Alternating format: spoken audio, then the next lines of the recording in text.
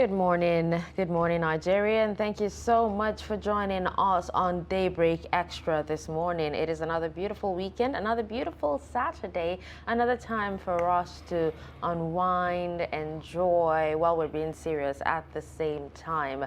I know a lot of people are out there, doing what they ought to have been doing, for the week, because during the week they had work and all that. So right now they're unwinding, doing chores, laundry and a whole bunch of stuff, but we're here to keep you company either way. I'm Dasha and Husseina Osman, and thank you so much for tuning in once again. I am not alone, of course, in the studio.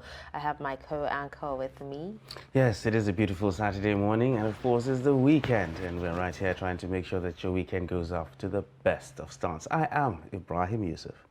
Yes, indeed. And when we come back after the break, it will be time for us to review the newspapers, from across the country. Do stick with us.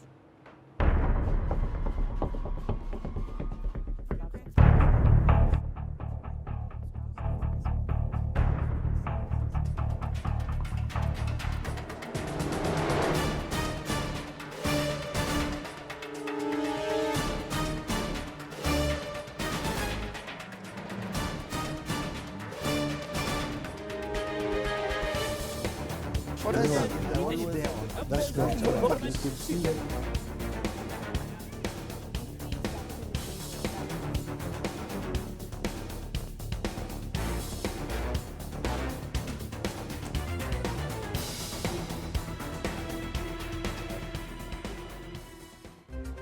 situation where you find that they look like the same, not necessarily tribal or regional. but I have said that.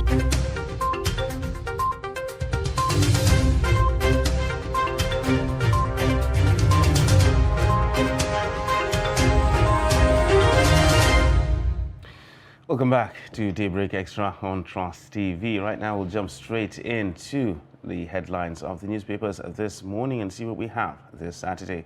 We're going to start with Daily Trust on Saturday, and it has this major headline on the front page. Yuletide, passengers, stakeholders in a fix over skyrocketing international fares, and more airlines may halt flights over trapped funds. Now that's the major story on the front page of Daily Trust on Saturday, and you can find details on page 6.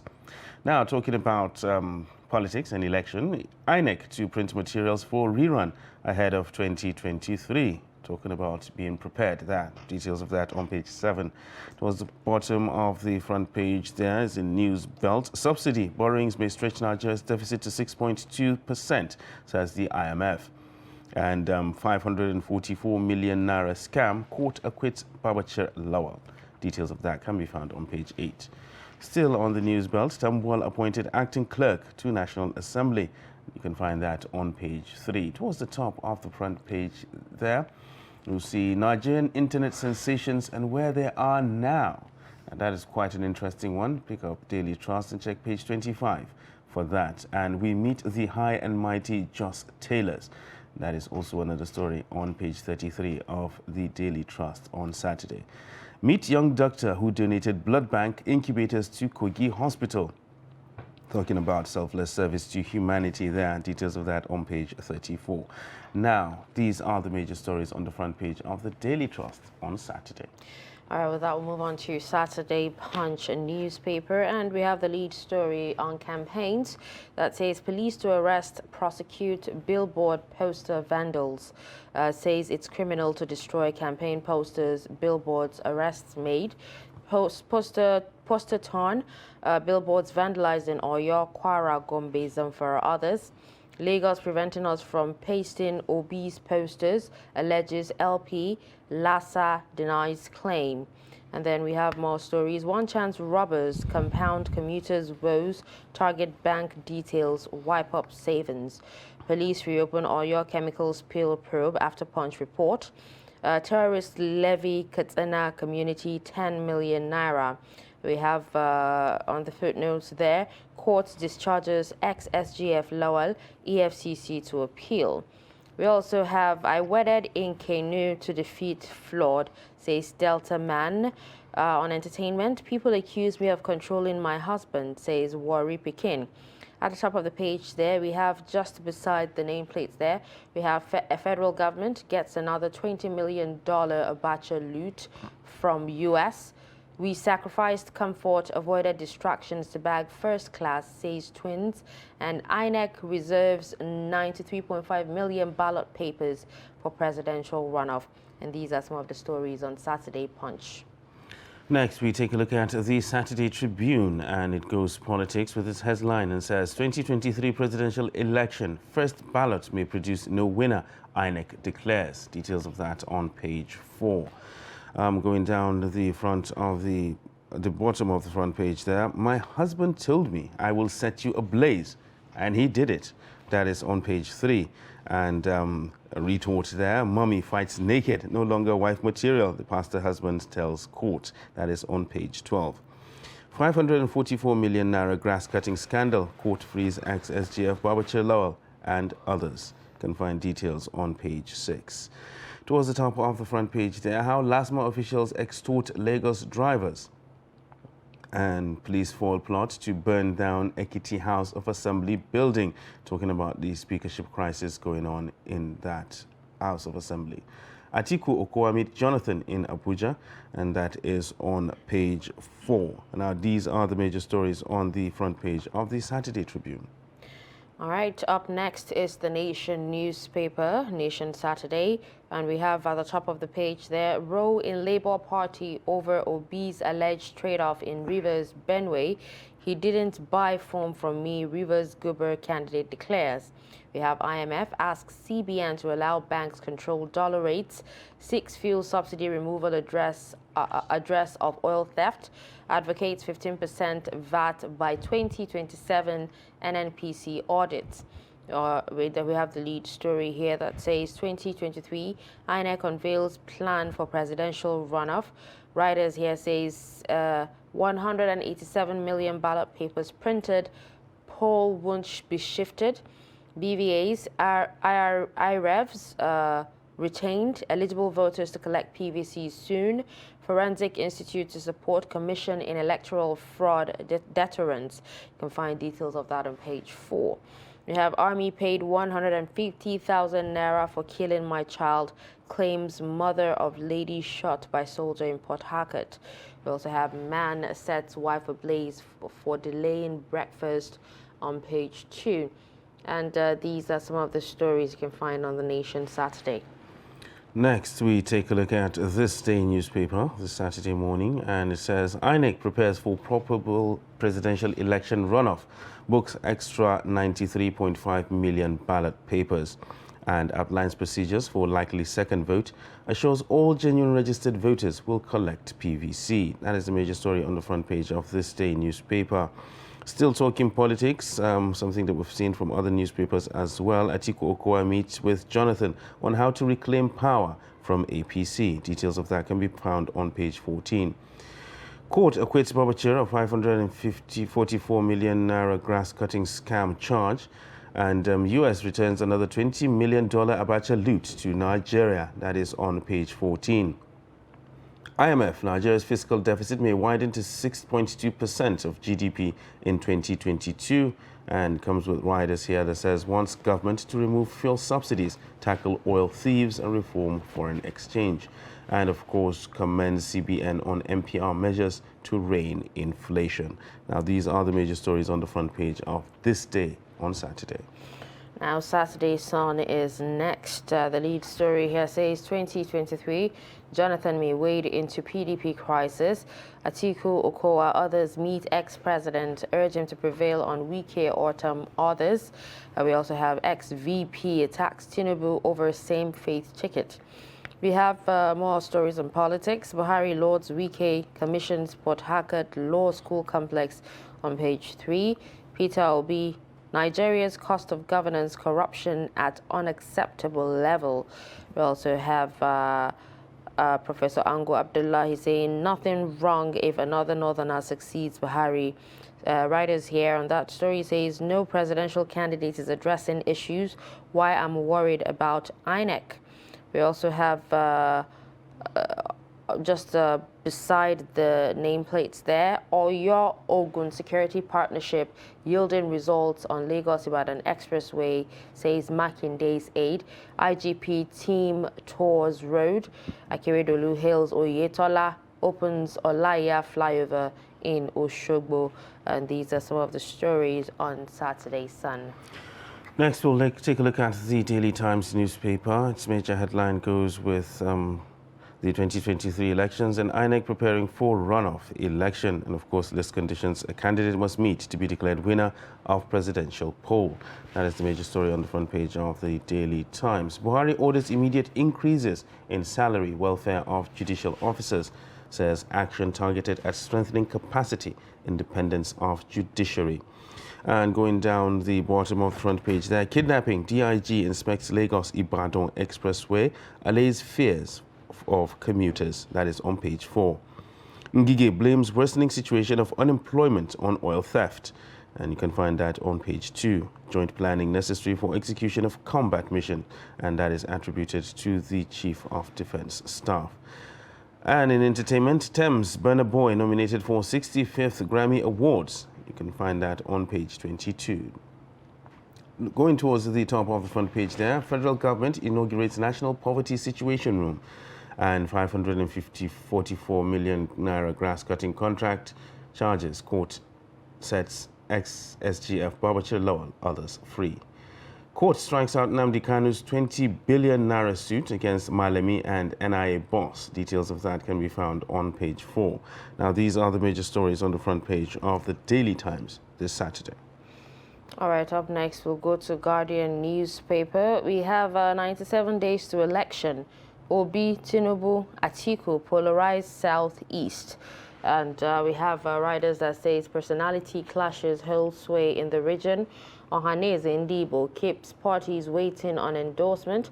Blame development on Ohaneze complacency, says Obioha. APC, PDP supporters battle to secure strongholds. And you can find details of that story on page 2. We have on page 3, alleged 544 million naira grass cutting scandal. Court acquits ex-SGF Lowell, others. We have INEC take full delivery of BVAs by December. That's on 2023. And on Metro Note, we have police foil attempt to burn Ekiti Assembly. There's a pictorial there of Buhari commissioning Port Harcourt Law School Complex and Lord's Wike. And then on Saturday, politics, how Bala's sneeze forced PDP leaders into participate troubleshooting. And we have on City Buzz, Alex Okosi and Duro Olowu, homeboys make 2022 UK Black Power List. And on Guardian Women, we have women must demand and accept a seat at leadership table by Louisa Okaiso. And these are some of the stories on The Guardian. Next, we'll take a look at the leadership weekend and has this story. Courts may shape 2023 polls as verdicts disqualify candidates. That is on page 4. It comes with riders here that says INEC substitutes 126 names on court orders. And PDP governorship hopefuls in Rivers, Akwa Ibom, Adamawa, others may coast to victory. APC gets court-given advantage in Zamfara and Kebbi. And now talking about the economy, ahead of MPC, IMF seeks further tightening of rates, says Nigeria's debt to GDP will exceed 6.2% this year. At the very bottom of the front page there, appeal court convicts Ochanya's aunt for negligence and Babachir exonerated over grass-cutting fraud. Nigeria re-elected to ICAD PKD board for the 4th time. And at the very top of the front page there, INEC prints 93 million ballot papers for presidential runoff. And courage is what helps me, says Adamu. These are the major stories on the front page of Leadership Weekend.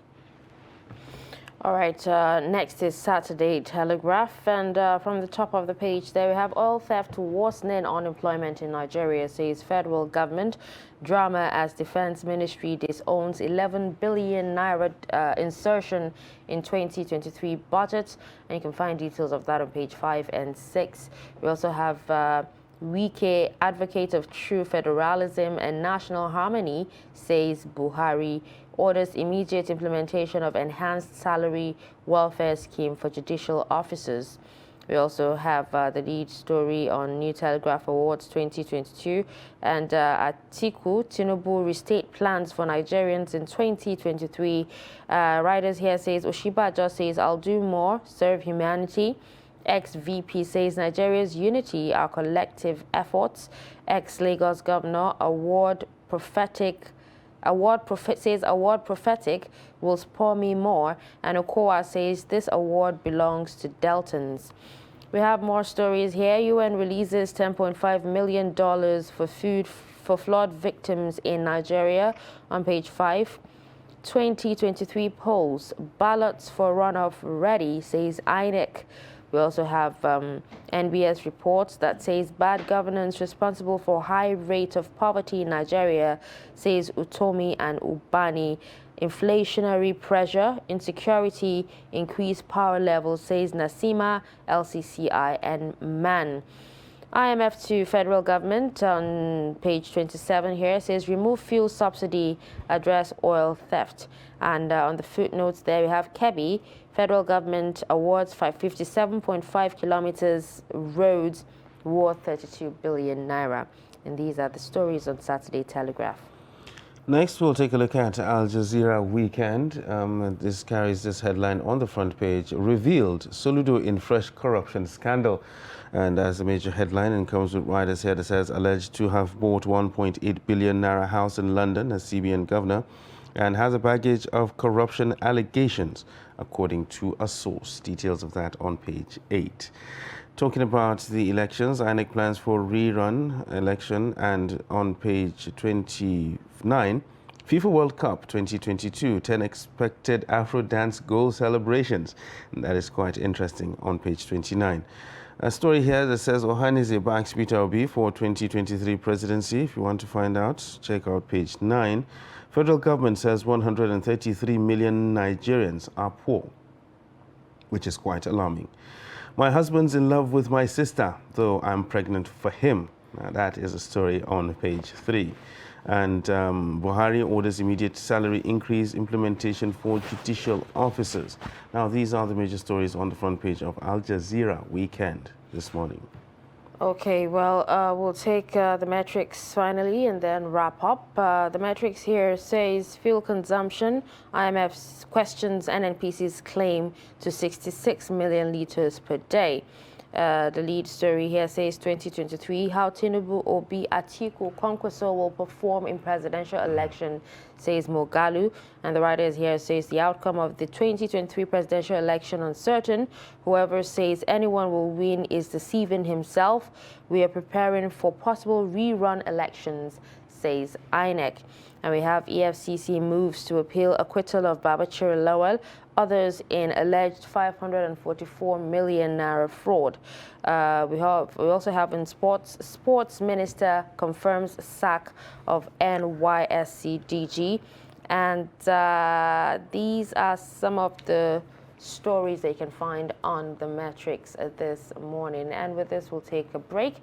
When we return, we'll take a look at a few of these stories, and then, the show continues.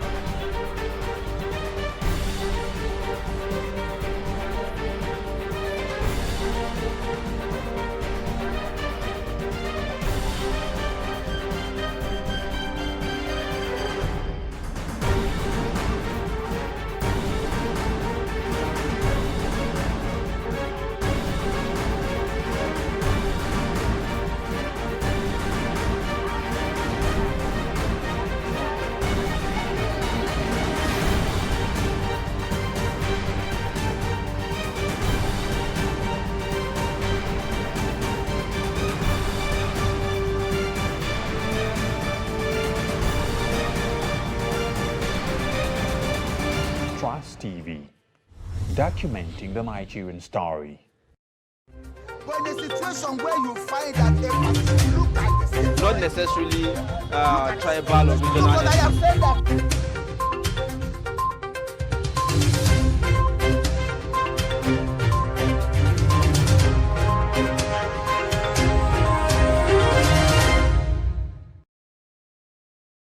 All right, welcome back and thanks for staying with us. Right now, it's still the newspaper review and we'll take a look at Daily Trust Saturday this morning.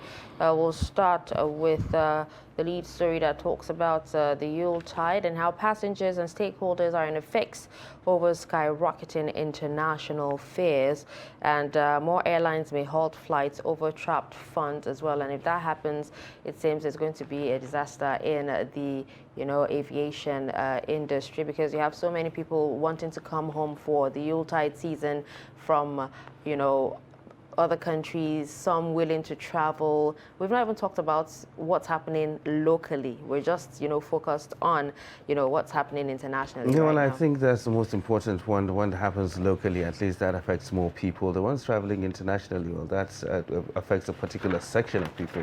Just saw a story there that's saying that 133 million Nigerians are actually poor. Really, in those 133 million will not be thinking about international flights. That is not really something that is on their agenda. So really, international travel affects a certain level, a certain section of the population. And I don't think it's really something that will raise a lot of dust when it comes to the ordinary Nigerian. All right, so let's take a look at the photo of the day, and you could actually see a picture of a riot happening and police charging towards pro-democracy protesters, including a Buddhist monk in Bangkok, Thailand. It's really a sad one there, but hopefully, peace reigns soon in that part of the country. And then we have our numbers. The amount President Buhari approved for payment of security debarment allowance to all military veterans is 134.7 billion naira. We also have the number of political violence police recorded in 22 states since 28 September, when campaigns formally started for 2023 elections, is 52. That's quite an alarming It rate, is. and lots of people actually are raising lots of eyebrows concerning the forthcoming election, about the spate of violence that's actually going on, and of course the level of insecurity. Well, we just hope it doesn't play that much of a major role when it comes to the elections, and I hope that they can be able to nip it in the bud before it gets out of control. The number the number of 63% of Nigerians federal government says live in poverty is 133 million, and it ranges from children to, and it actually said that the North has a high percentage of 91% of people living in poverty. Sokoto in particular, and then Ondo State, has the lowest. Well, it's quite an alarming one when you have a high number of the population there, where a population of just over 200 million, you have 133 million living in poverty. I mean, like that is... It's not just poverty, it's multi-dimensional poverty. It's really disheartening, really, when you look at it, and to find that a number of people actually in that position. It's not something to laugh about. We just hope that things get better. Okay. The amount National Emergency Management Agency says it spent on disaster management in 11 years is 112.1 billion naira. Unfortunately, we should be talking about disaster prevention, not disaster management. Not management. That is where we always get it wrong. We see those disasters coming, and then we wait for them to happen, and then we try as much as possible to see that we manage the fallout of these disasters. We should be really looking at things that can be able to help in disaster prevention. Maybe if they spent all those energies on disaster prevention, we wouldn't be where we are. Okay, so we have a story on page 7 that says INEC to print materials for rerun ahead of 2023. What's your take on this? Well, they're just being prepared, like Boy Scouts. Just At in least they case. don't want to be taken unawares in a situation whereby it will happen, that a rerun will be required, and then they'll be starting running from pillar to post within that period trying to print these ballot papers. So I think they're just trying to be prepared just in case that happens, so that they can be able to have those ballot papers ready if there's a situation whereby the rerun is actually needed. All right, so moving on to letters, the usual cartoon there of a daughter and a father. The daughter asking the dad, in 2020, the government said 83 million Nigerians were living in poverty. And the father now replies saying, we're now 133 million. I wonder what we'll do with that number in 2023. That is quite alarming, actually, that number. Okay, so let's move on to more on Daily Trust newspaper. Let's take a look at. Okay, let's take a look at entertainment, our weekend magazine now, and we have an actress who actually says she'll lose reputation if she collects money to campaign for politicians. Her name is Foluke Daramola Salako, and she's a popular Nigerian actress, a member of the All Progressives Congress Presidential Campaign Committee, and she said, you know, she would lose reputation if she collects money. Sadly, we have so many, you know, Nollywood actors, you know, influencers, people. A lot of people look forward to. You're confused. But no, but at the that's fact the that thing, because she's part of the campaign. She's a member of the Presidential Campaign Committee, and she's saying that she's not getting paid for being a member of that. Even if she doesn't get paid, she's still contesting, or she's still, you know, campaigning for that particular candidate in her party. So really, so it doesn't really make a difference. Exactly. So you coming out to say that you're going to lose credibility if you take money and do things when you're already a member of a campaign, you're already campaigning. Exactly. So is it safe So to whether assume you're being paid or not. So is it safe to assume now that she has lost credibility? Really? When you look at it from that perspective. Oh my goodness. All right, so let's take a look at Nigerian internet sensations. Where are they now? And we have Jumoke, the bread seller. Do you remember her? Yes. Yes, the bread seller who became created quite a stir. yes, a model. Yeah. And then I'm not really sure about Jeremiah, but then we have the boy who was being flogged and he was telling his mom, calm down. Mommy, calm down. Calming down. And then we have the Happy Boys, that's the security guards at an eatery that are always dancing and were sacked for dancing. Yeah. Yes. We have Mary Daniel, I'm not sure of that one. We have Risi Kot Ayegbami, the lady with the blue eyes, whose husband actually left her. Oh, you don't remember? Because All right, she has so blue eyes? was that the reason? I think so. Really? I think they termed her a witch or something. But he married. Did she get the blue eyes after he married her? Really? Because that's sort of confusing. Did the blue eyes suddenly emerge after he married her, and that's why he decided to leave? Oh my goodness! And she has 2 kids already with him, so. And I don't think that's the reason. All right, so let's move on to Trust Sports. There's on page 27. There's actually a Vox on how Nigerians feel about 2022 World Cup without Super Eagles. You know, when the match happened, a lot of people had so much to say about the Super Eagles. Well, the Super Eagles have actually broken our hearts, and there's nothing we can do. We just have to live with it.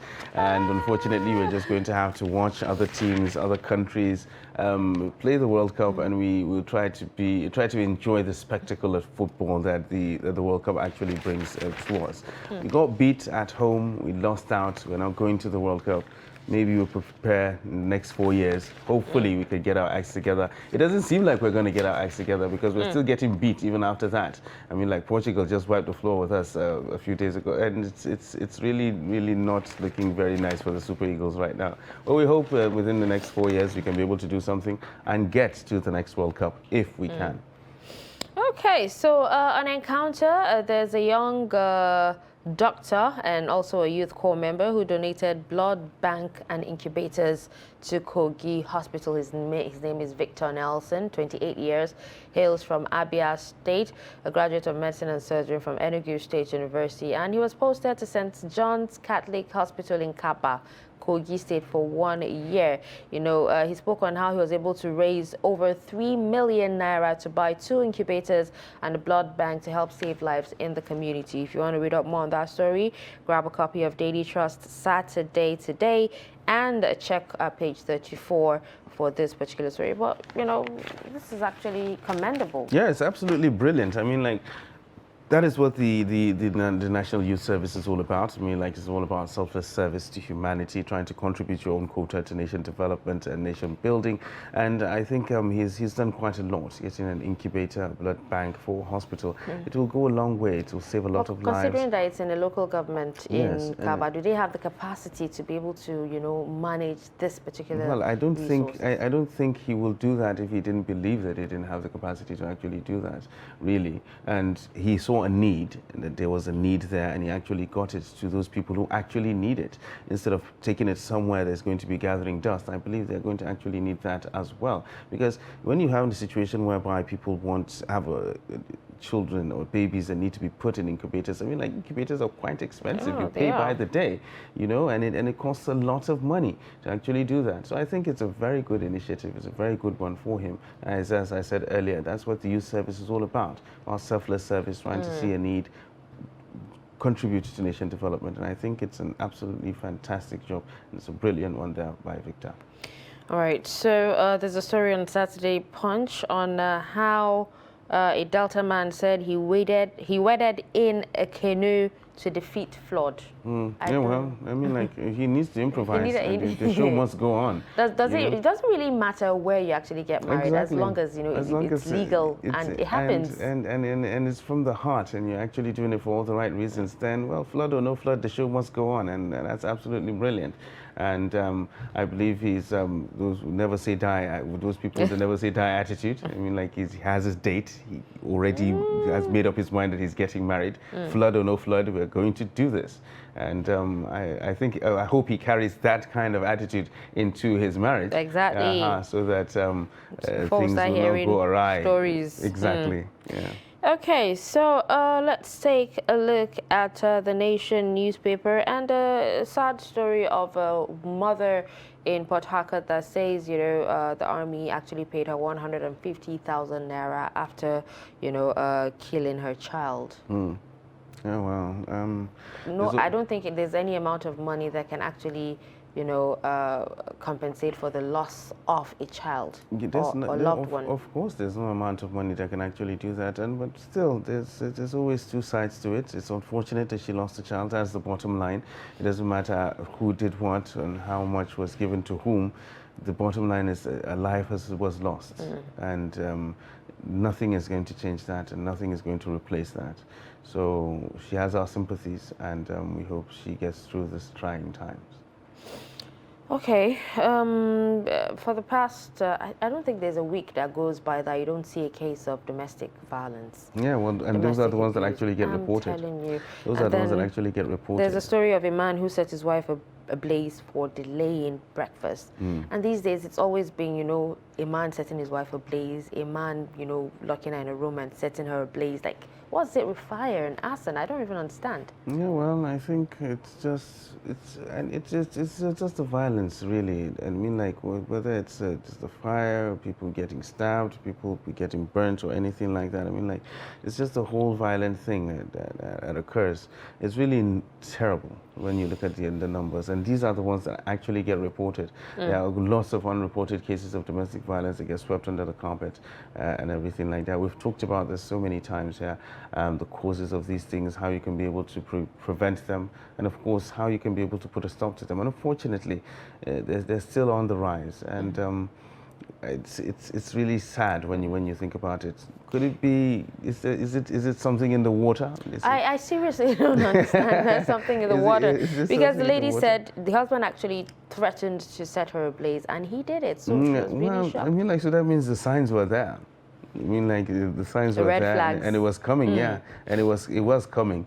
So he just made good on the promise that he already made, and he delivered on it. It's quite unfortunate, really. I mean, like, we're hoping he would have promised something better so that he can be able to deliver on that. Well, let's just hope but unfortunately, that's not the case. Well, we hope she If recovers. she recovers, yeah. Yeah, both physically and emotionally. Emotionally might take, a long while. Yeah, but A lot longer, but we just hope she recovers from that attack. Okay, so now we have an NBS report that says bad governance are responsible for higher rate of poverty in Nigeria. I think this is something that has actually been overflogged, but what is being done about it actually? We've always said that. We've always said that. I mean, like we as citizens, sometimes we don't do what's required of us, and then we lay the blame on the leaders. But the leaders actually come from the citizenry now, don't they? These are not aliens. They don't drop from the sky now, do they? They're part of larger society, and they came through the ranks. And unfortunately, we're just stuck with what we have. And just try as much as possible as an individual, as a member of society, to do your own part to make things better. And of course, well, the elections are coming. Try to make the right choices when it comes to people like that. Very important. Yeah, when it comes to things like that, because at the end of the day, we put them there, and they are part of us. They came from us, and we put them there. And if we say we have bad leaders, then maybe we made bad choices as well. No, but with the INEC, coming out to say that, they're making provisions for rerun elections, what are they saying? The BVAs, everything they've actually said they have put in place and will work. Are they saying It has nothing to do with the credibility. Having a rerun has nothing to do with the credibility of the election. It just means that there's no clear winner. That's just that. I mean, like, you need to have a certain percentage of votes from different parts of the country before you can be able to be declared a winner. So what INEC is saying that there's a possibility that might not happen, and a rerun will be needed. So it has nothing to do with the credibility of the election or their own preparedness. If for anything, they should be commended for actually having the foresight to see that this might be a very tightly contested election that might go to reruns, and they're printing ballot papers early. Well, let's just hope, there'll be no need for that. And I think with that, we have come to the end of the newspaper review this beautiful morning, because, yes, I think we've come to the end of the newspaper review this morning, and the show continues after this. Stay tuned. But in a situation where you find that a person look like the same, Not necessarily tribal or regional. because I have said that.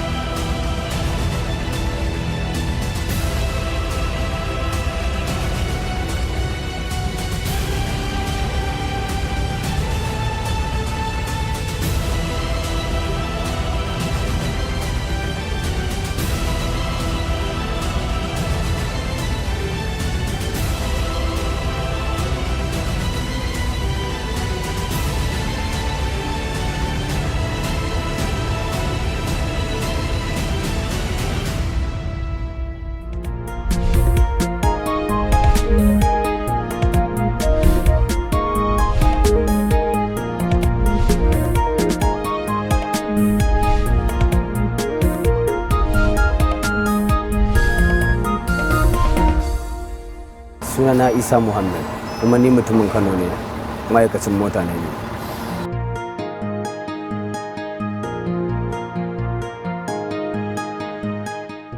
Da farko dai yaron mota na fara yi.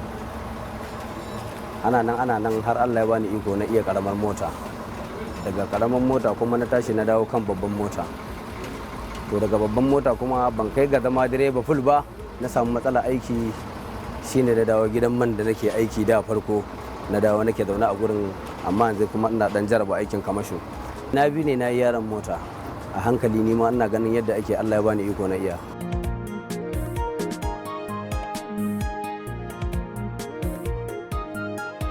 A Kano sana'a nake kala-kala ba da ban iya ba. Na yi kafinta, na yi aikin gini, sannan kuma na yi aikin bus a Kano again.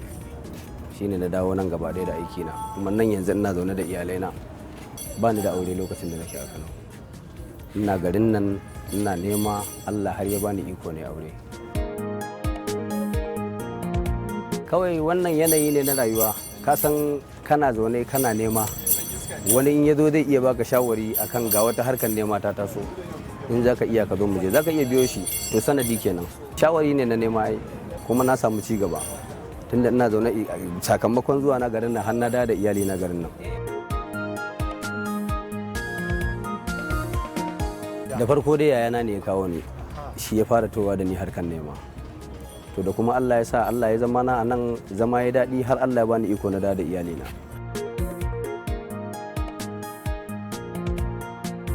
Da farko ni kaga a harkar babban mota ni yaron mota ne, dan ban kai ga gama iya mota ba. Na yi yaron moto tun ina jiniyo na zo siniyo, har ya zama na ni ne na uku a mota, har ya zo ma na zama na biyu a mota. Aka samu matsala da mai gidana, Allah ya sa ya aje motarsa, ni ma dai tun daga nan Allah bai bani iko na koma kan wata mota ba. Nake zaune a nan, amma yanzu ma a jikin motar nake ci, tun da harkar kamasho nake yi. Ina ba da kayan Lagos, ina ba da na Port Harcourt, Kano, Kaduna, duk inda Allah ya bada iko dai ina badawa, inda na samu.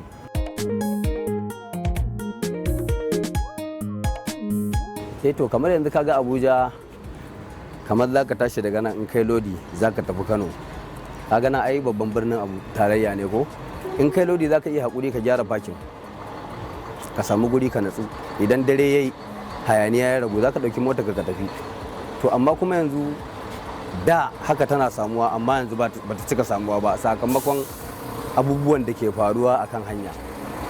Za ka iya kana tafiya a tsare ka, a buɗe ma wuta, ko kai ko yaran motarka ko escort ɗin da yake bin kaya a ɗauke shi a shige da shi daji. To da babban dalilin da yasa yanzu yawanci tafiyar daren ba ta daɗi kenan, amma tafiyar dare ta fi daɗi a aikin mota. Yanzu da rana ake yi, yanzu kowa yana tunanin gurin da yake tunanin zai iya sa kai ya wuce ba wani damuwa, zai yi kokari ya tafi abinsa domin ya je ya huta, saboda daren wani lokacin ba daɗi gare shi ba. Wani gyara yake, wani ya sauke kaya yana jiran balas ɗinsa, wani kuma ya sauke ɗin an biya shi amma yana jiran ya samu kayan da zai tafi da shi.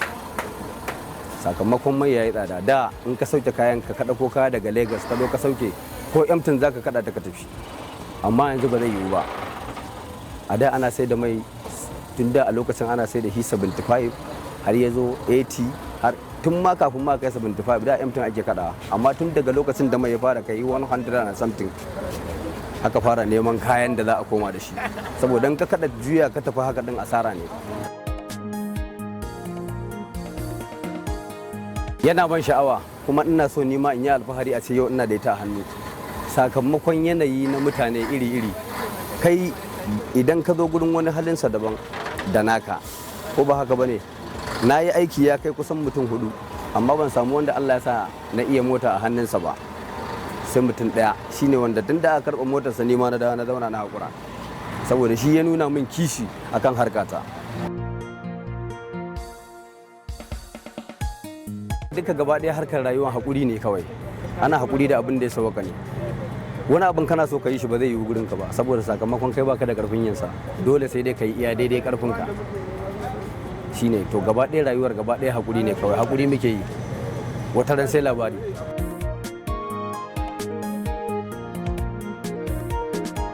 Gaskiya yara na ba sa makaranta, amma suna lesson, sakamakon bani da karfin sa su makaranta gaskiya. na ɗaya ina so su yi ilimi, domin ina da halin da za su yi ilimi zan so su yi ilimi, ko ba haka ba ne? Idan kuma Allah bai bani ikon da zan samu damar da za su yi ilimi ba, ko sana'ar da nake in suka koya good and fine. Ni yarana ko da bangaren ilimi da nake sha'awa Allah ya bani iko in sa su makaranta su ilimi, bai wuce a ce na samu aiki, sun samu aikin da za su dinga taimakon al'umma. Menene taimakon al'umma? Kamar aikin asibiti, ba ma na son wanda ya wuce wannan kawai.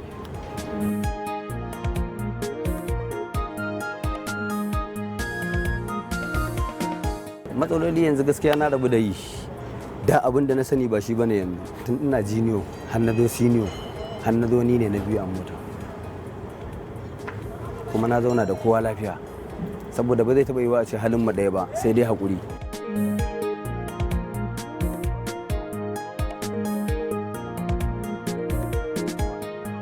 Matsaloli ba wani abu ba ne, in ka zo jikin mota aiki abu ɗaya ne, ka tsaya ka natsu ka san wa kake zaune da shi, a hankali za ka karanci halin kowa, za ka san yadda za ka zauna da kowa, ko da wani na da matsala ka san yadda za ka yi ka zauna da shi, shi ne kawai.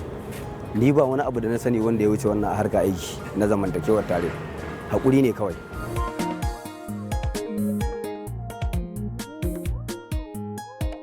Aikin kamasho ina ba mota lodi zuwa Lagos, Kano, Port Harcourt, duk da inda ya samu haka, inda Allah ya yi da rabo za mu nemi mota, Allah ya sa rabonmu ne za mu bada, kuma za ta ɗauka ta je ta sauke lafiya da izinin Allah. Kira ba wani abu bane kawai, abu ɗaya ne, mutum ya kula da kansa kawai, da kuma kula da rayuwa, shi ne kawai. Saboda ka kyautata mu'amala, har in za ka kyautata mu'amala, to ko ba ka da yadda za ka yi, Allah zai iya kawo ma wanda zai taimake ka har ka sami yadda za ka yi.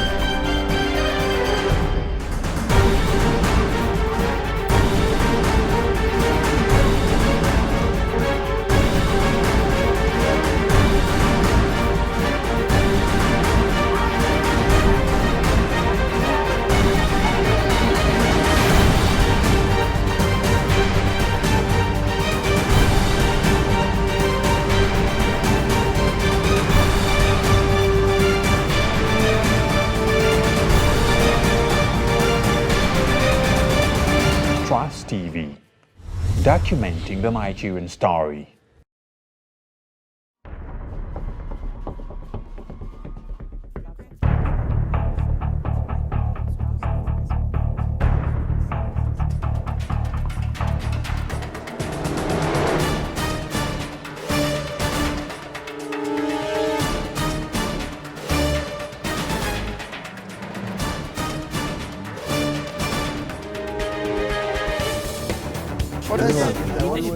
That's great. That's good to see you.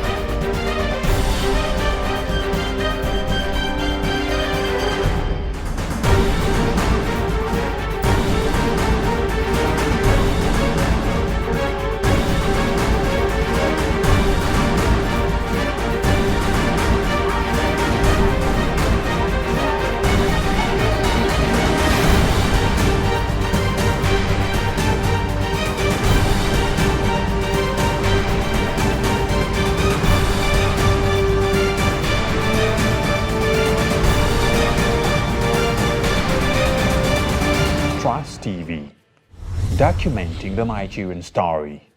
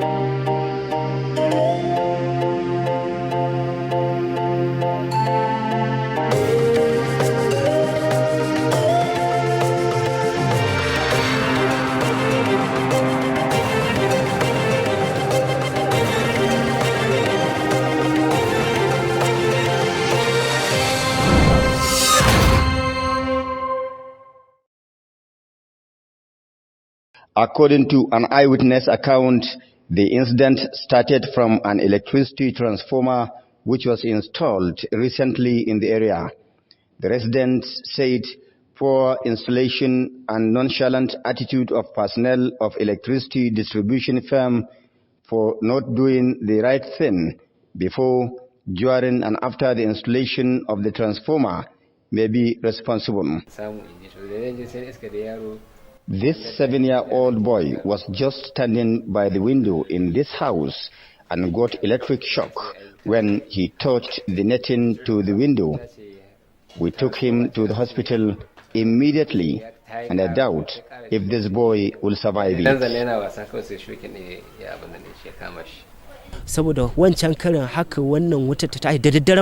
Our major concern is our safety. Many people in this area are complaining, having this problem in their houses. We want KEDCO to make thorough investigation and rectify the problem once and for all. Though the fault has been rectified, but many residents are wondering why there is no any official explanation from the electricity firm hours after the incident. Nefa ne aka mido wani ta dinga tafowa direct ba control. Kana iya mana a inda kake tsaye ka dinga jin shokin na daukar ka sosai. A ko ina? A ko ina. Saboda ni TV ne na ji tabawa na ji shokin kuma ba waya da ta fito ko wani abu. Sosai ya ibe ni dan haka sa tashi ne amma dai yanzu da sauki. The KEDCO regional manager in charge of Katsina, Nasir Dambo, said the incident was a failure of lightning arresto, noting, however, that it neither harms human being nor electronic devices. We had a problem with lightning arresto, and a good Samaritan from that area, he just called that they are experiencing high voltage. Immediately they called and we sent our technical staff, and they quickly identify the problem, and within less than 5 minutes they are able to rectify the issue. But on the issue that many people are affected, I'm not aware. I'm just hearing it from you, and I expect if anything like that happen, I'm very sure the community will come. The regional manager said that customers are responsible for provision of protection devices in their houses in the event of high voltage or any unforeseen situation. Abdullahi Ismayamadi, Trust Television News, Katsina.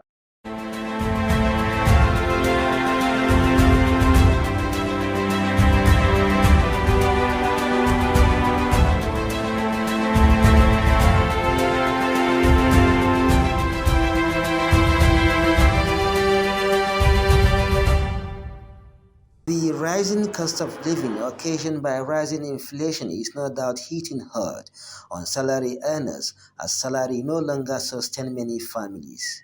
This rising cost of essential commodities really affect a civil servant in so many ways. When you buy this locally made rice, Nigerian made rice, it costs about more than 30,000 now. About 32, 34 or thereabout, more than 30,000 naira. Not to talk of the foreign rice. We are not even talking about that. We are talking of the local rice that was produced, that is produced in Nigeria, sometimes precisely within Kaduna and other places. It's more than 30,000 naira. And you are giving 30,000 naira as your minimum wage. Where do you start from? Living on salary becomes challenging to him, as he finds it difficult to cater for his family's basic needs. Anthony, through contribution and family support, ventured into selling ice blocks to augment his salary. I was able to even make some kind of contributions within ourselves, within my colleagues. I was able to buy cold room, this kind of bigger fridge that was fabricated here in Kaduna, precisely in Panteka. It will be fabricated, it will be made in such a way that it will serve as a fridge where you will put in water in a ladder to produce ice blocks. If there is no light, that means that day there will be nothing for us. We earn like say maybe 500, 700 on daily basis. Then we spend that 200 or 250 for our daily needs. Then we save 500 naira so that at the end of the month it will be used to support that salary. According to him, civil servants are in terrible condition due to cost of living, and to cushion the effect, he therefore suggests living wage instead of minimum wage. Government should look inward and let's have a living wage, not a minimum wage. A living wage. A living wage is something that can take care of yourself, your needs. I started working in 1992. That time my salary was just about 470 naira. Not even up to 1,000 or 500. 470 naira per month. But within that time, I would buy foodstuff and then have some little changes that will remain up to the following month. I could have maybe like 2 naira, 3 naira up to the next coming month. But now, to God who made me, my salary doesn't exceed 24 hours in my hand. Besides civil servants, other Nigerians are battling with the rising prices of goods and services, which they hope government will rise up to the occasion and fix the economy. Bello Musa, Trust TV News, Kaduna.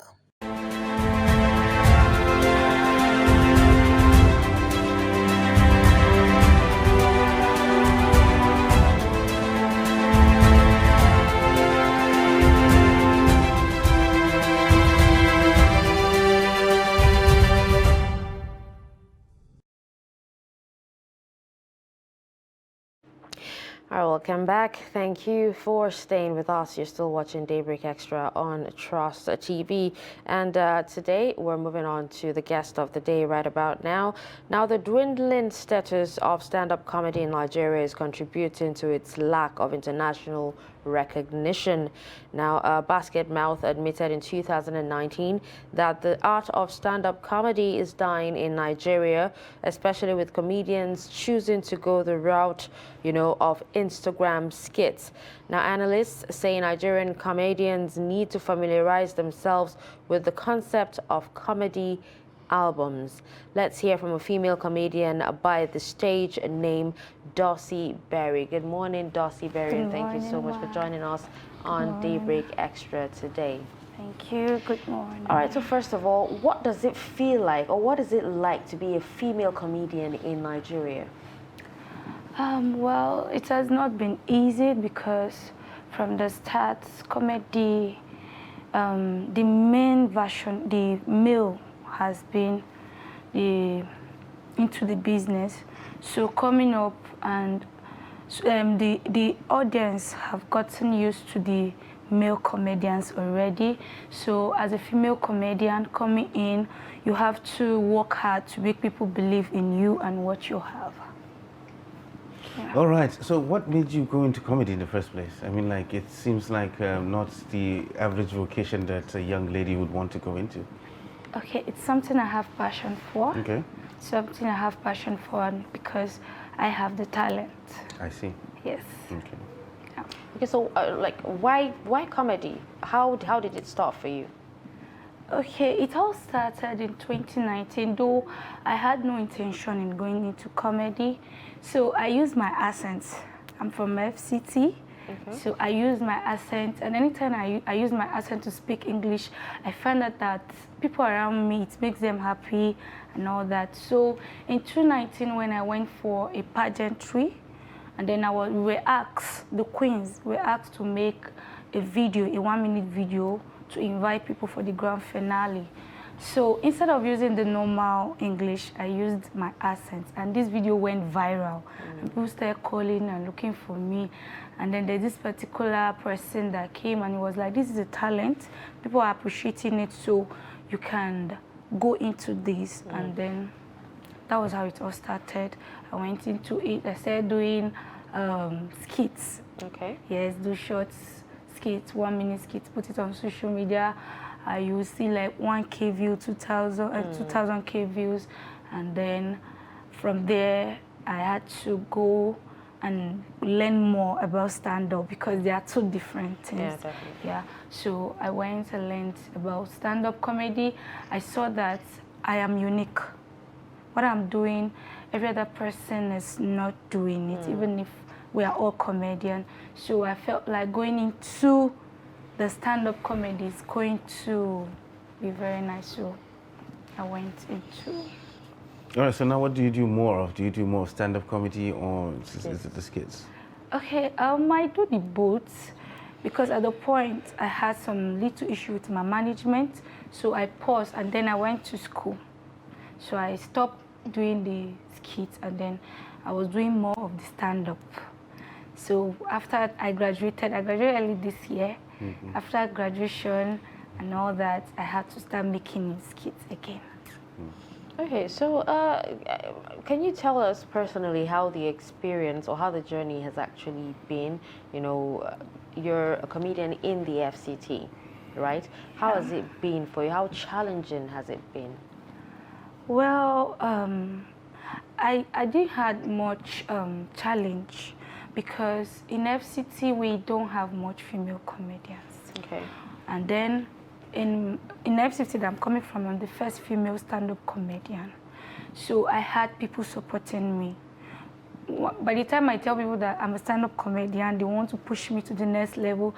Before I joined the Abuja Body of Comedian, I was on my own. So I had these little challenges because when I go for shows, I don't understand how it's going because I was not part of the body. So when I joined the body early this year, being the only the active stand-up female comedian in the body, everybody wants to push me, everybody wants me to perform on their stage. Okay, so they're very supportive rather than competitive. No, they are very, very supportive. Yeah, so I didn't have much challenges.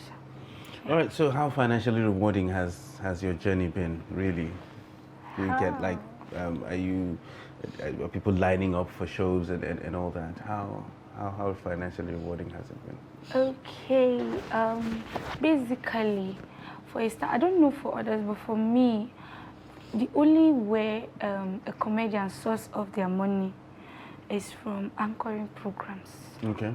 When you go to anchor either corporate events or...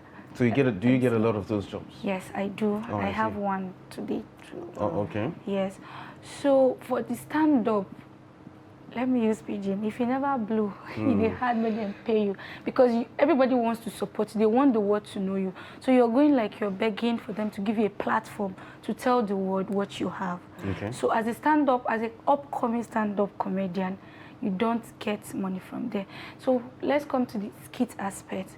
Now you get money from social media when you get to some extent, like having viewers, likes, viewers and all that. So if you've not gotten to that extent, you have to be doing the funding yourself too. Okay. Yeah. Okay, so how do you come up with your ideas, especially for the skits? Okay, for the skits, I look around the social issues, but especially the youths, what's happening in the society, and then the solution to it. Let's talk about drug abuse. You know, we have so many youth that have gone into drug abuse. So now my skits, like I've done a skit about that, you tell them what the side effects of drug abuse is. Well, is that supposed to be funny? Yes. There's a way you put your script that you make it funny.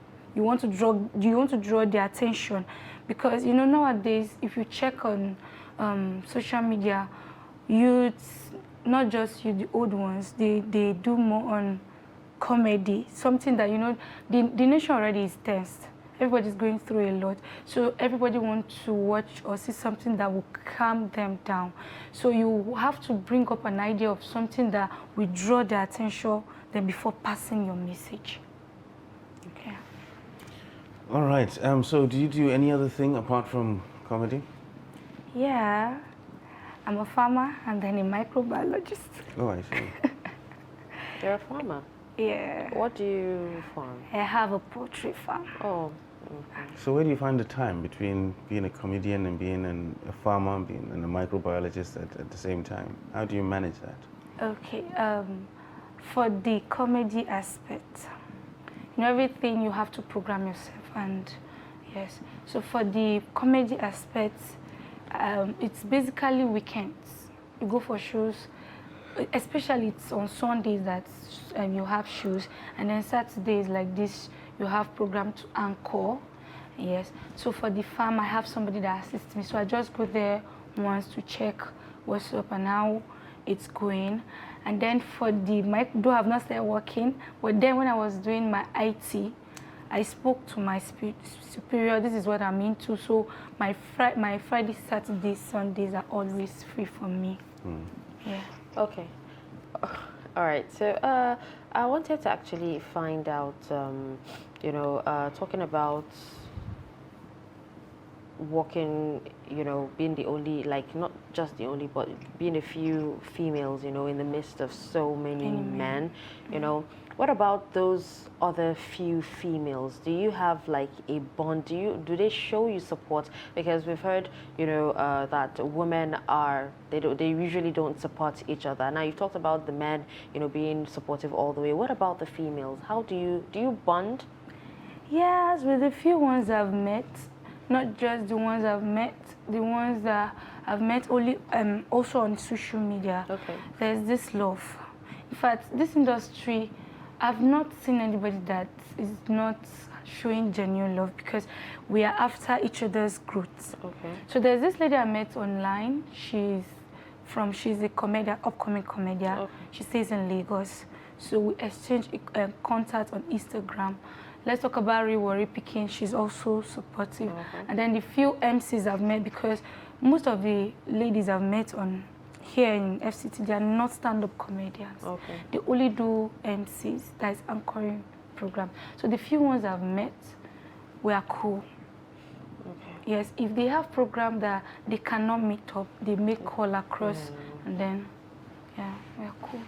Okay, but you talked about Real Worry Pikin, right? I think, you know, for a while, Real Worry Pikin had to move to Lagos to be able to, you know, carve that niche for herself. You know, even if she's based in Abuja and all that. But what about you? Do you think Abuja is it and everything for you? Do you think about moving to Lagos, where, you know, when it comes to comedy, it's like a really big industry there? Okay, the thing is, I see Abuja as a virgin land for entertainment. Now, you see, these days we have our senior colleagues from Lagos that come down here to host their shows, because they've seen Abuja as a virgin land. We are still trying to introduce entertainment big here in FCT. So I don't think going to Lagos, what I'm going to Lagos to do, I cannot do it here, because we have social media. So anything I'm doing, that is why we have social media. Any stage I'm climbing, any content I have, I put it up on social media, tag people, because the same people that are there in Lagos, they are there in social media, so they will see it, and yeah. All right, so you talked about a couple of comedians that you actually had contact with. Are there any really comedians that you look up to in the industry? I mean, like those that inspire you to be who you are? Yes. First of all, when I came into comedy, before I started my comedy, I've had this love for Ali Baba. Okay. Yes, everything about him, I've had this love for him. So when I went into comedy, I just wanted to be everything Ali Baba. He's intelligent, you know, so he got everything. So apart from him, I'm looking up to AY, and then here in FCT, we have Okubuku Master, we have Onome the Saint, and then my mentor, the person that's mentoring me in this business, Dr. Ayuba. Yes, so basically these are the people I'm looking up to, and then Rewari Pikin. These are the people I'm looking up to in the industry. Okay. All right. Well, you made mention that the fact that one of the main reasons why you started comedy was lots of people thought what you did was actually funny. But do you believe that you're actually funny? Yes. And what makes you believe that? What makes me believe that I'm funny is because I'm funny. Like I said, I use my accent. Okay. So anytime I make communication with my accent, I don't think you can stand it. So you make yourself laugh as well? Yes, I make myself laugh. When I watch my content before posting them on social media, I'll be like, wow, this girl. Okay. Yeah. Okay, so make us laugh. Why they do me like this? This is the way they do it. No way, they know we are laugh on television. Me not they do like this now. Yeah. Wait, is that a Tiv accent or a Gbagi accent? Nah, Gbagi accent now. That means you never jail landlord way big Gbagi. Because if you don't jail landlord, you go not so okay. Just now Gbagi people jet them. All right, so let's talk about, originality, right? How original are you? Because, there are lots of, on social media, when it comes to skits, there are lots of people who actually, lift other people's ideas. Okay, like I told you, I actually get my content. I only watch other people's content because I want to see their uniqueness and what they are doing. So I want mine to be different from what other people are doing, you get. So I only pick few ideas. The ideas is, how do I put it? Since I'm new into the game, so the ideas I'm picking from other people's content is how to make mine unique. So that's it. Okay, so has anybody ever tried lifting your own original idea, and how did you feel about it? Well, nobody. I've not seen anyone. All right. So if I wake up today and I say I want to be a comedian, what advice would you give me? You cannot just wake up and decide to be a comedian. Oh? You need to have it in you. Yes, but I woke up and I felt it in me and I said, okay, fine, want to go into comedy now, so advise me. It's like you're advising, up-and-coming artists or, comedians or people who want to go into comedy. Okay, before you say you want to be a comedian, maybe you find out there are some attributes of comedy in you. Okay. Yeah, so you have to look for a senior colleague, someone that has been into the business for a long period of time. So you have a talk with the person to put you through and mentor you. Okay. So you need a mentor to actually make it through. Yes. You can't do it on your own? No. You can actually do it on your own if you go online, pick materials and read. You get, but you still need a mentor. Yeah, you still need somebody to take, because you cannot just wake up and stage, like stand-up comedy, performing on stage, they have rules and regulations. Okay. So as an upcoming comedian, if you don't know these rules and regulations, you just go up there on on the platform and then you're doing what you're not supposed to be doing. Okay, so where do you see yourself in the next 5 years? What are your long-term goals when it comes to your career? Where I'm seeing myself is, I'm seeing myself as a global comedian in the next 5 years.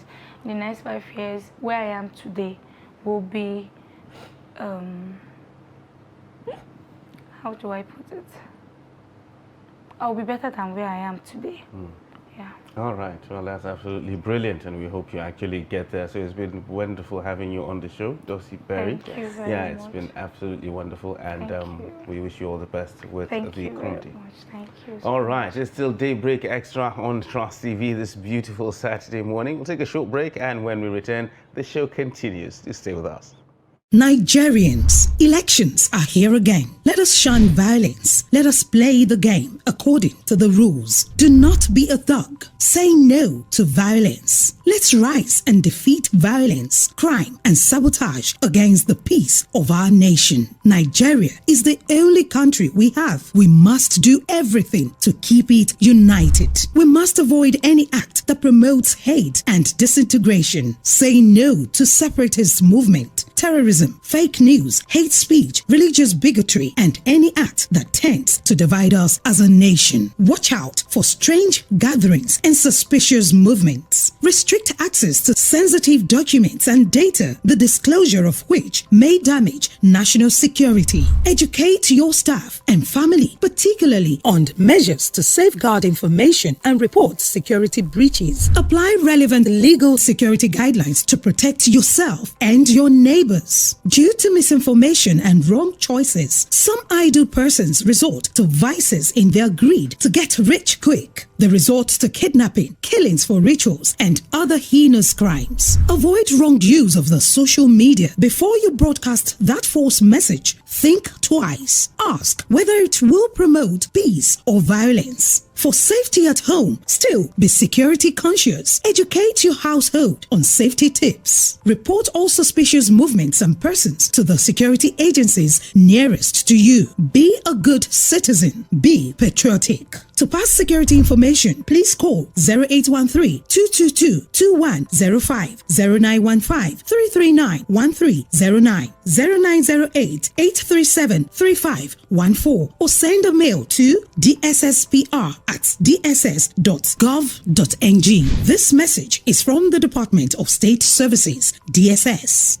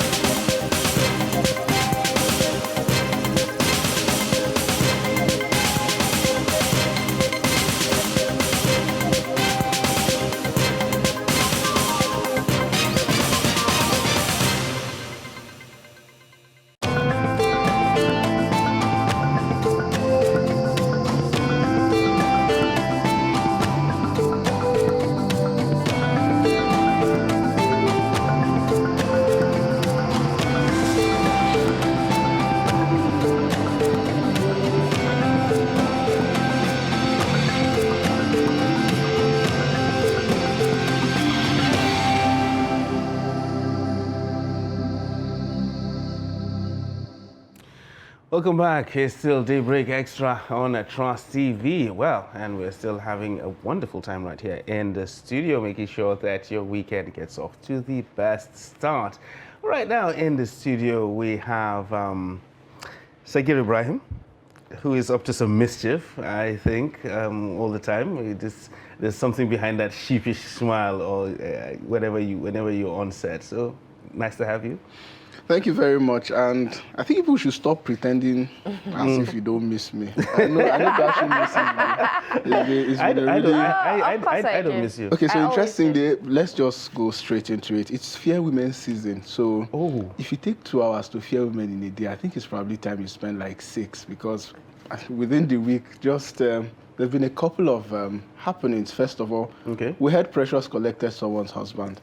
And she went there with her 2 children, begging Precious to release her husband. And of course, there's the issue of Martha, which is very unfortunate. Like, quite unfortunate, really. Then you ask yourself, what's really going on? It's looking like those who are single are even having more peaceful lives than those who are married. I've actually been asking myself that question, you know, recently quite a lot, you know, but... But no, Dasha, let's pose this question. Is it really Fair Women season? I mean, like, really? I seriously don't know. Declared okay, right so we're going to say, like, you know, thinking about all the decades, you know, that have come and gone, it's always been Fair Men season, and now it's Fair Women season. So if you have Femi, you run. If you have Femu, you run. You run a little bit. Then when you now hear Femu la la, it's really quite unfortunate, you know, the incident that happened with Martha and all that, you know. But I don't really know the details as to how it started. But this is not the first time I'm hearing stories like this. It has happened before, it's happening now, and it will still happen in future. So my question is, at what point does it get, or does someone's belief get to that, I don't know, you feel like you have to exchange in form of probably sexual intercourse in order to serve God? Well, the problem, I think maybe the main thing actually stems from the person's level of desperation for whatever it is he's looking for, you know. And once you see a promise of that, what you're looking for to be being delivered to you exactly. And lots of people can go to lots of great lengths to actually get that which they want. So I think most people are actually being driven by desperation rather than a fervor or submission to the Almighty, which they seek to get those favors from. But then there's also this other question.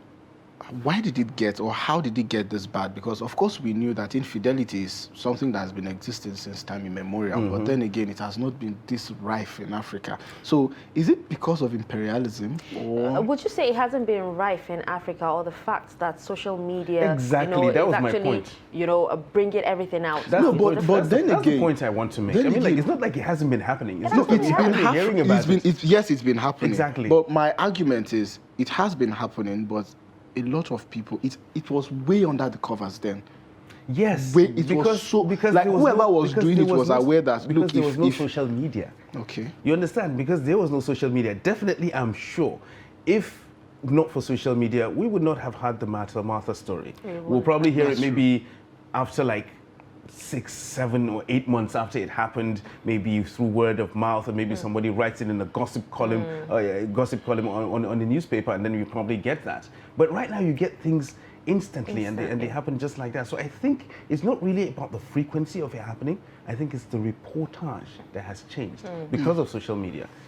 Now, what makes hers even worse is the fact that, you know, it tackles, or it points at different vices. First of all, there's the issue of infidelity, not just infidelity and being pregnant at that. Then there's also the issue of getting rich quick, because according to a social media user, he said it was a common ritual in Congo where a pregnant woman would use her unborn child to get favor and also riches. So you see, this doesn't point out to just infidelity. Just infidelity, yes. Because I was actually going to say probably manipulation was involved or something, but you know, I don't think so with what you have just said. Exactly. Then we saw the talismans that were... Exactly. When you look at the video, I mean, like, the place was like set up for like... If you claim to be a man of God, you know, why would you have, you know, why would you mix that with tradition?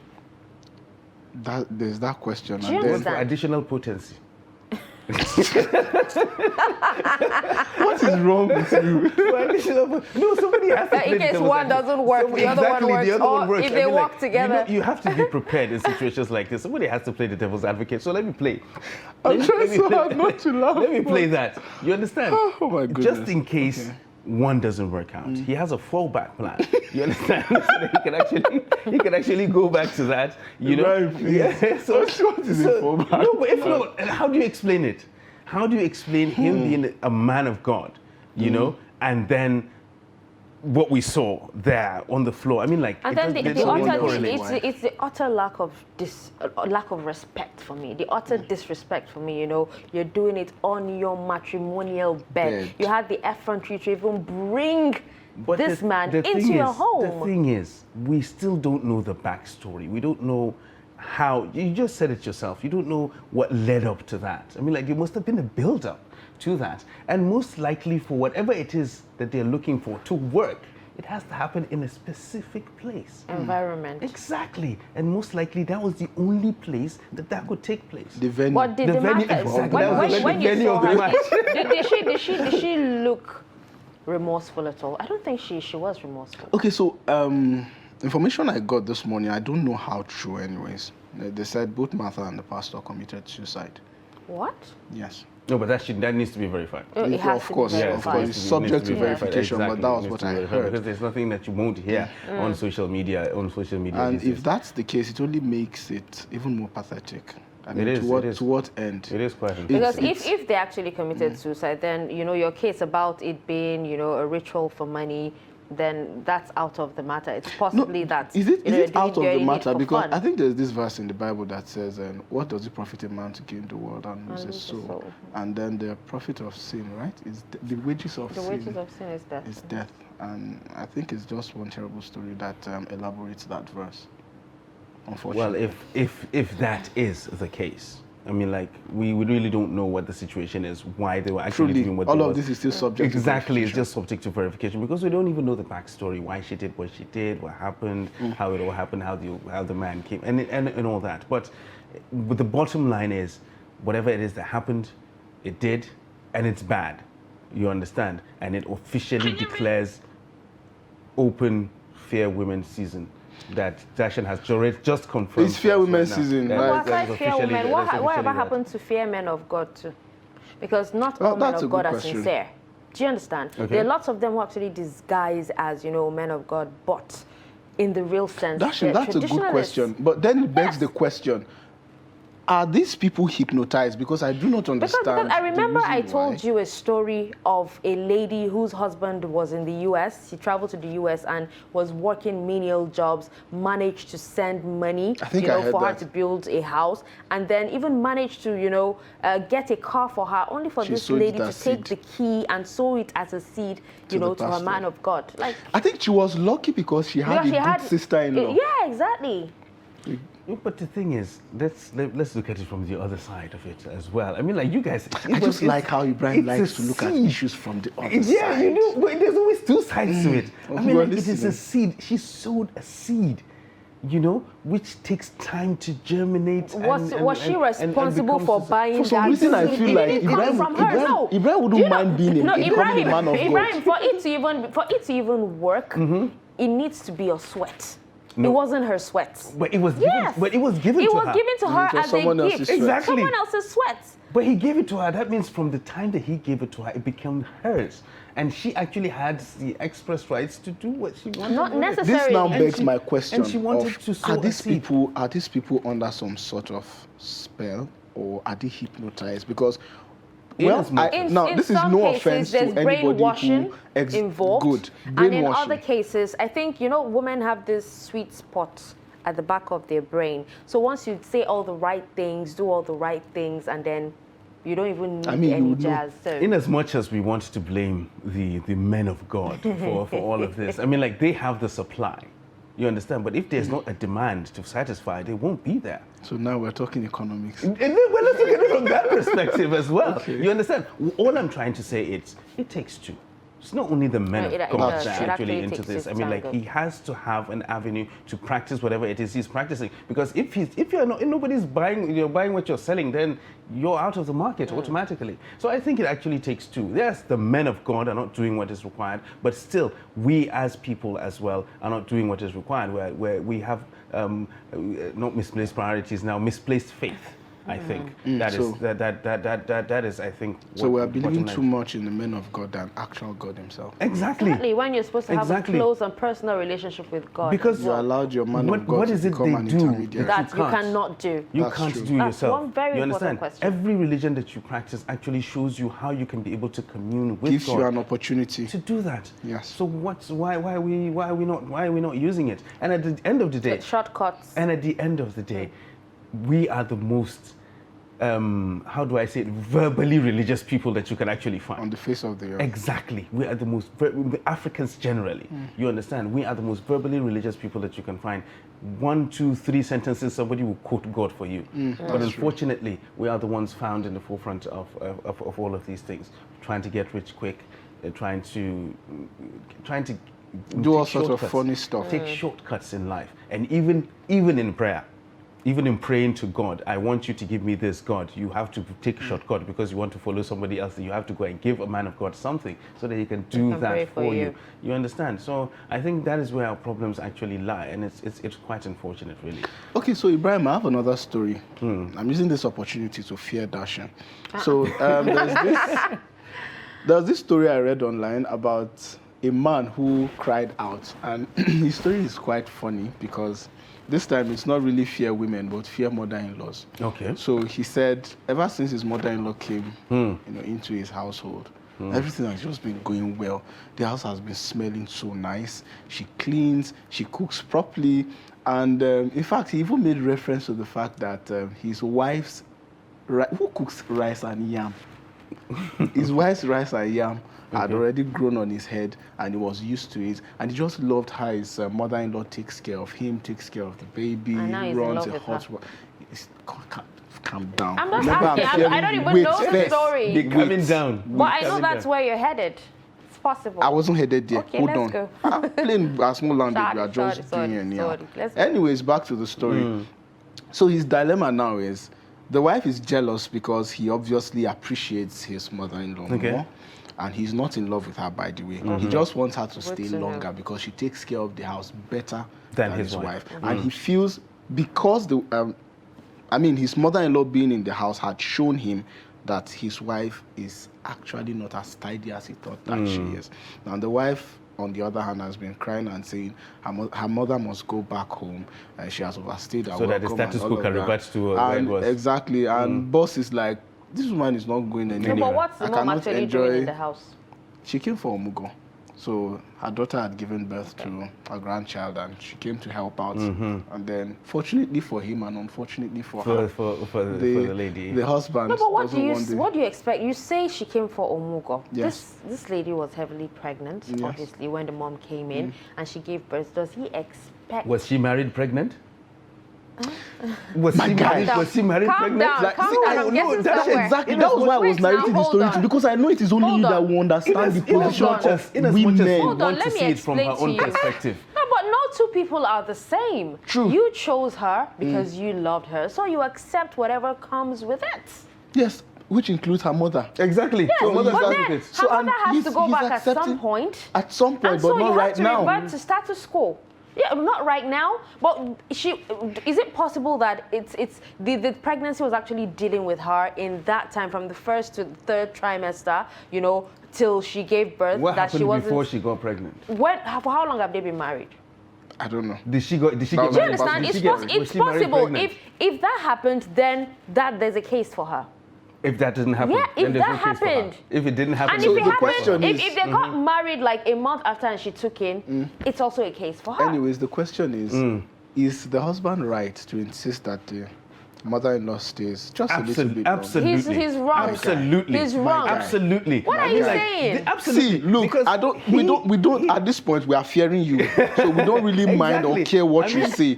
What we know is the mother-in-law should stay as long. He has seen the gold standard now. A scented house. That is the thing. He has seen the gold standard. I mean, like, come on. He never knew where he was missing. Exactly. until the mother-in-law opened his eyes. Exactly. Is the wife supposed to be crying, or she should try to so feel her now shoes? exactly. So the wife should actually try to fill her shoes, but aside that, the husband shouldn't even make it that obvious. He shouldn't make it obvious and make the wife feel, little of herself. I don't think he was trying to do so. But you see, the problem with women is they tend to, what's the word now? To observe their men, especially when they become more appreciative of other people's efforts. I think that's where the problem is. So if the mom decides to go now, what happens? Will he follow the mom to her house? And she's not gone yet, and that's why he's still there now. Because she will still go. So he has to, it's not a question of when he has to get used to the facts. He's aware that the mom will leave at some point, but he's saying not right now. Not now, exactly. He wants to enjoy the gold standard. So is he wrong? But aside that, and he's not even laying down an ultimatum. I mean, like, a lot of men would have said, okay, fine, look, this is the gold standard now. Yes. And this is how you're going to be doing it. Forget about what. Do you know what you guys are not actually thinking of? He's not saying what you guys are not thinking of is the fact that it's possible that this girl actually goes to work. She has a very hectic, stressful work and comes back really, really late. And she still has to cater for her husband and also the home. So how do you expect her? She doesn't have a job. So that argument it's okay. is moot. So that argument is moot now. Look at me, she just fear women. So that argument is moot. She's living a baby girl life. No, but the truth of the matter is, you really can't blame the guy. But does she have a business? But you can't Why are you asking? What is your own now? You can't really blame the guy for air. wanting to be taken care of. I mean, like, he has seen the gold standard, and that is what he wants. Besides, he's not saying be like your mom. What he's saying is let your mom stay here a little bit more so that she can take care of me. After supper, warm water mixed with lemon and honey before bed. Really, I will miss that. But can't you go into the kitchen and whip it up yourself? When someone will do it for me, of course I will allow the person to do it for me. Of course. What are you saying? If somebody else can do it for you. You are the problem. Hold on. So it's okay for a lady to live a baby girl lifestyle. But when we have the opportunity to live baby boy lifestyle. Interestingly, Ibrahim, hold on. Yesterday was International Men's Day. Yeah, exactly. Not a single word. Exactly. Nobody heard anything about it. Nobody said anything about it. I prayed for you. Even prayer would be better. All the women decided to not even acknowledge it. I'm telling you. And when is there? Look, we don't celebrate International Men's Day. So, but you guys, why not celebrate yourselves? Even if you're not celebrated, you celebrate yourself. It's a 14 days continuous activism. We are expected to celebrate women. Celebrate when it comes to International Women's Day. And then now you say gender discrimination. It's not women discrimination. This is gender discrimination. I'm telling you. Against them. And even allowing our mother-in-law to stay just a little longer is a problem. Now you guys are beefing us. Maybe she has a job. She goes to work in the morning and come back. She doesn't have a job. Do you know? It's possible that the mom grew in, or she got married in. She got married when women didn't have to. Go work 9 to 5. When was that? She's always during her time. During her time. That's in the 1870s. That means she's like 200 years old now. The husband took care of in Nigeria, in Africa. Don't forget that it's just recently there are a lot of women actually coming out to say they want to work. When was she lived with her husband, and she was doing everything. Morning she wakes up. Her job was to cater for her husband and the family while the husband goes out and gets funds to take care of the house. What this man is asking for is just a few more weeks. So what is the argument now? We've already established that the woman doesn't work. So what's the argument now? Over a few more weeks. No, but I asked him if she has a business. If she has a business where it takes, because whether you like it or not, having a business is more. She doesn't have a job. She doesn't work. She doesn't have a business. She's living the baby girl lifestyle. Exactly. I mean, the mother-in-law is even helping her. And there's no excuse. If she doesn't, the mother-in-law does the cleaning. There's no excuse except if she has a job, but she probably took So now let me ask you this. Maternity leave. If, for example, maybe at some point you had a child and your mom came to the house and your husband was like, Mom, don't go, maybe stay an extra 2 weeks. So you're going to be crying and say... No, why would I cry? I would want her to stay Exactly, some it's more. your mom. But he compared what's her now to the the mom. contention? There was a comparison. It's your mom. This person gave... No, there's no comparison. There was a comparison There's in no her comparison. presence. There's no comparison. I'm sure he said it in her presence, saying you should be more like your mom. You're not. You don't do that. And what's so bad about that? You don't do that. Be like your mom. So you should go outside and complain. Wait, who is supposed to be your hero? So you should go out and complain. Is it someone else's mom? You don't make. It depends on how he said it. Did he do it in a degrading manner? Ladies again with creating scenarios in their heads. Exactly. We didn't even say that. This is simple. This woman came, just gave a few this guy weeks. the gold standard. He wants it to continue for a few weeks. You have already You don't started. even And then let he us goes back to what, silver or bronze? Different kinds of scenarios, different kinds in the copper. Really? I'm telling you. Or rock. tin. Look, Honestly, it's just so unfair. Please This let's person is move your on. Can we mom. move on to another story? This person is your mom. It's First Fair of all, Women's season. Yes. this is my submission. I don't think that she should have a problem with her mother staying No, in the there house. shouldn't be a problem. And I believe as a woman, you should be able to take care of your husband, no matter what. Like that gold standard, she should have given that to her husband. If she had, then he wouldn't have even noticed the difference when the mom came around. I'm a strong believer in taking care of your men. Okay, so a final one before we end this topic. So is it that, number one, chivalry is going out of... what's the word now? Chivalry is going out of fashion, or chivalry Out is of dead? fashion. Dead. Is it Chivalry dead is or not- dying? Chivalry is dead. No, chivalry. That's the Suffo- first question. suffocating. The second question now is it no longer a good thing for a woman to be homely and hospitable and be a housewife? It is. No, Why would you say it is? No. You have they're going to come for you. I know. Like, they're Who's going to coming come. for they're I going to fear come for you, them, the women. but I should They're ask going the to come- question. They're going to come for you. Why Right now- do you ask? Let's find out. Why did you ask? I'm asking because it's very obvious for a man to see, for example, a woman who does all of the things that he would expect his wife to do and naturally would appreciate all of those things that she's doing. Exactly. So don't you think that in that scenario, the wife should be thinking of how to at least do up to what this other person is doing rather than complain or gloat? I'm going back to the same issue. Exactly. So that's the thing. Right now, but let me answer your question. One of the questions. All right, both of them actually. Number one, chivalry is not dead. You understand? We have lots and lots of chivalrous men out there that actually. But you're not one of them.